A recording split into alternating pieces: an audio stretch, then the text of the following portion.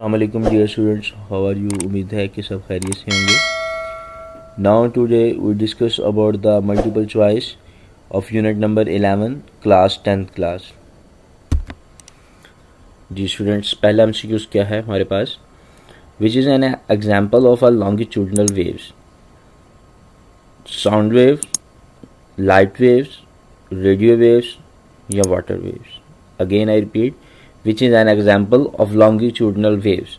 तो इनमें से जो करेक्ट ऑप्शन है वो है option number A, which is an example of longitudinal waves. ठीक है, लॉन्गिट्यूडनल वेव्स में ट्रैवल करती है वो है sound wave. Light wave, radio wave, ये तो दोनों मैकेनिकल वेव्स की फॉर्म है, इलेक्ट्रोमैग्नेटिक वेव्स की फॉर्म है। और ये जो वाटर वेव है ये मैकेनिकल वेव की फॉर्म तो है लेकिन ट्रांसफर वेव्स कहलाती हैं। तो सिर्फ एक ही ऑप्शन है, option number A, which is known as sound wave. अगला सवाल सुने, how does the sound travel from its source to your year.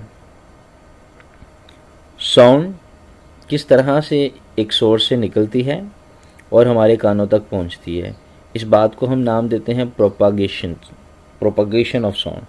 तो हमने प्रोपगेशन ऑफ साउंड बतानी है कि साउंड किस तरह से ट्रैवल करके हमारे तक पहुंचती है। तो उसके लिए हमारे पास ऑप्शन मौजूद हैं। पहली ऑप्शन है by change in air pressure, by vibration in wires और string, by electromagnetic waves, by infrared waves. सबसे पहले बेटा ये जो इंफ्रारेड और इलेक्ट्रोमैग्नेटिक वेव्स हैं ये दोनों पॉसिबल ही नहीं है, बर्बाद साउंड हो रही है। तो साउंड ना तो इलेक्ट्रोमैग्नेटिक वेव है और ना ही इंफ्रारेड। ऑप्शन नंबर बी आ जाती है बाय वाइब्रेटिंग इन वायर्स और स्ट्रिंग, ये तो प्रोडक्शन ऑफ द साउंड है। तो फिर only the option number A is the right answer, which is by the change in the air pressure. ठीक है जी, तो ये आपका करेक्ट आंसर है। नेक्स्ट हमारे पास है जी एमसीक्यूज नंबर 3। इस एमसीक्यूज में क्या कहता है, which form of energy is sound. कौन सी फॉर्म ऑफ एनर्जी है जो कि साउंड एनर्जी कहलाएगी। आप देखें तो हमने पढ़ी थी टाइप्स ऑफ वेव्स के हवाले से, मेन थी इलेक्ट्रोमैग्नेटिक वेव्स और मैकेनिकल वेव। मैकेनिकल वेव्स की आगे फर्दर दो ब्रांचेस थी, दो टाइप्स थी, उसमें आती थी लॉन्गिट्यूडनल वेव्स और ट्रांसफर वेव्स। तो साउंड जो है वो एक लॉन्गिट्यूडनल वेव्स है। तो इनमें से वो किस कैटेगरी में जाएगी, definitely it is the type of the mechanical wave. Electrical link ही नहीं है साउंड के साथ, थर्मल हीट से रेलिवेंट है, ये भी लिंक नहीं है साउंड के साथ, केमिकल ये भी इसके साथ लिंक नहीं है। तो साउंड एनर्जी मैकेनिकल वेव्स की टाइप है। तो definitely which is the form of energy, ये कौन सी फॉर्म ऑफ एनर्जी है, क्या इलेक्ट्रिकल एनर्जी है, नहीं, केमिकल एनर्जी भी नहीं है, थर्मल एनर्जी भी नहीं है, बल्कि कौन सी एनर्जी है, मैकेनिकल एनर्जी। ठीक है, नेक्स्ट चलते हैं जी। फोर्थ ऑप्शन में है astronauts in space need to communicate with each other by the radio link because astronauts जब स्पेस में होते हैं तो वो आपस में एक दूसरे से बात करते हैं रेडियो लिंक के ज़रिए, because sound waves travel very slow, क्योंकि वहाँ पे साउंड वेव स्लो चलती है। Sound waves travel very fast, क्योंकि साउंड वेव वहाँ पे बहुत तेज़ी से हरकत करती है। Sound waves can not travel in space, कि साउंड वेव जो है वो स्पेस में ट्रैवल नहीं करती। Sound wave have the low frequency in the space, space में साउंड वेव्स की फ्रीक्वेंसी बहुत कम हो जाती है। साउंड वेव्स एक मैकेनिकल वेव्स है और mechanical waves with medium he travel करती हैं, और स्पेस में क्योंकि कोई मीडियम नहीं है लिहाजा हमारे पास जो ऑप्शन नंबर सी है it is the correct answer, कि साउंड वेव जो हैं वो स्पेस में ट्रैवल नहीं करती। अगेन आई रिपीट, क्योंकि साउंड वेव्स मैकेनिकल वेव की टाइप है और मैकेनिकल वेव्स जो हैं वो विदाउट मीडियम ट्रैवल नहीं कर सकती, और स्पेस में क्योंकि कोई मीडियम नहीं होता इसलिए ये वेव वहाँ पे ट्रैवल नहीं कर सकती। यही वजह है कि एस्ट्रोनॉट्स को रेडियो वेव्स का सहारा लेना पड़ता है। ये रेडियो वेव्स इलेक्ट्रोमैग्नेटिक वेव्स होती हैं और ये आसानी से स्पेस में भी ट्रैवल कर जाती हैं। नेक्स्ट हमारे पास है क्वेश्चन नंबर 5 और इसमें हम बात करेंगे जी किसकी,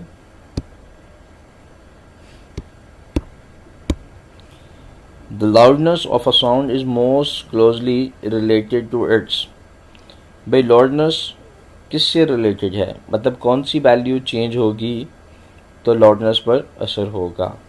क्या फ्रीक्वेंसी है, टाइम पीरियड है, वेवलेंथ है या एम्पलीट्यूड है। तो डेफिनेटली जब हमने एप्लीकेशंस पढ़ी थी लाउडनेस की कम या ज़्यादा होने की, तो लाउडनेस जो डिपेंड कर रहा था वो 3 चीज़ों पर डिपेंड करता था बेटा। पहला उसमें जो ऑप्शन थी वो थी एम्पलीट्यूड, दूसरी ऑप्शन थी डिस्टेंस फ्रॉम वाइब्रेटिंग बॉडी और थर्ड ऑप्शन थी area of the vibrating body. तो इन तीनों में से सिर्फ एक ऑप्शन यहाँ पे लिखी हुई है, that is called the amplitude. इसे लोग एम्पलीट्यूड भी पढ़ते हैं और एम्पलीट्यूड भी पढ़ते हैं। वेरी नेक्स्ट हमारे पास अगली ऑप्शन क्या है जी, 4th पे आ जाए। For a normal person audible frequency range for sound waves lies between. कहता वो नॉर्मल पर्सन, किसी भी नॉर्मल पर्सन की जो ऑडिएबल फ्रीक्वेंसी रेंज है वो कितनी है, for the sound waves lies between. क्या वो 10 to 10 किलोहर्ट्ज़ के दरमियान में है, 25 to 25 किलोहर्ट्ज़ के दरमियान में है, 30 हर्ट्ज़ to 30 किलोहर्ट्ज़ के दरमियान में है या 20 हर्ट्ज़ to 20 किलोहर्ट्ज़ के दरमियान में है। तो it's the correct answer is that कि हमारी जो ऑडिएबल फ्रीक्वेंसी रेंज है वो 20 हर्ट्ज़ से लेकर 20 किलोहर्ट्ज़ तक है। इसे कुछ लोग इस तरह से भी लिखते हैं, बुक में इसको कोडिंग किया हुआ है 20 हर्ट्ज़ to 20,000 हर्ट्ज़। अब इस जो 20,000 हर्ट्ज़ है, इस 20,000 में जो 1000 है उसको कन्वर्ट कर दिया गया है किसमें, किलो हर्ट्ज़ में। तो यहाँ से गलती नहीं खानी आपने, ठीक है। तो कोशिश कीजिएगा इसके जो ऑप्शन है वो क्या है, या तो किलो हर्ट्ज़ है 20 किलो हर्ट्ज़ है या फिर 20,000 hertz. Very next option number है 7। When the frequency of a sound wave is increased, which of the following will be decreased। जब फ्रीक्वेंसी इंक्रीज करेगी तो वो कौन सी चीज़ है जो डिक्रीज करेगी। शायद आपको याद हो कि हमने फॉर्मूला पढ़ा था फ्रीक्वेंसी और टाइम पीरियड के दरमियान में। यहाँ पे हमारे पास जो क्वेश्चन है उसके मुताबिक हमारे पास फ्रीक्वेंसी का एक रिलेशन तो ये आता है, F is equal to 1/T। एक V is equal to F lambda भी रिलेशन है। अगर मैं यहाँ से फ्रीक्वेंसी का और लैम्डा का रिलेशन निकालूँ तो फ्रीक्वेंसी बराबर आ जाएगा V/लैम्डा। अगर आप गौर से देखें तो यहाँ पे फ्रीक्वेंसी और वेवलेंथ का रिलेशन इन्वर्स है, यहाँ पे टाइम पीरियड और फ्रीक्वेंसी का रिलेशन भी इन्वर्स है। फ्रीक्वेंसी अगर इंक्रीज होगी तो टाइम पीरियड डिक्रीज होगा, इधर भी फ्रीक्वेंसी इंक्रीज होगी तो वेवलेंथ डिक्रीज होगी। यहाँ उसने कहा है कि फ्रीक्वेंसी इंक्रीज होने से कौन कौन सी करेक्ट ऑप्शंस हैं जो कि डिक्रीज होंगी। तो वेवलेंथ भी डिक्रीज हो रही है और टाइम पीरियड भी डिक्रीज हो रहा है। अगर ये दोनों डिक्रीज हो रहे हैं तो नीचे ऑप्शन में अगर इन दोनों का कहीं जिक्र है तो that is your correct answer. Option number a में just first only, third only. ये है option number c, which is the correct answer, जिसमें उसने कहा है कि wavelength and time period both are decrease when the frequency is increase. तो frequency increase करने से वेवलेंथ और टाइम पीरियड दोनों डिक्रीज होते हैं। It is the right answer. ये था हमारा आज का लेक्चर बेटा, जिसमें हमने MCQs को डिटेल वाइज डिस्कस किया। मज़ीद वीडियोस हासिल करने के लिए इस चैनल को सब्सक्राइब करें और 10th क्लास की तमाम वीडियोस हासिल करें ऑनलाइन लेक्चर में।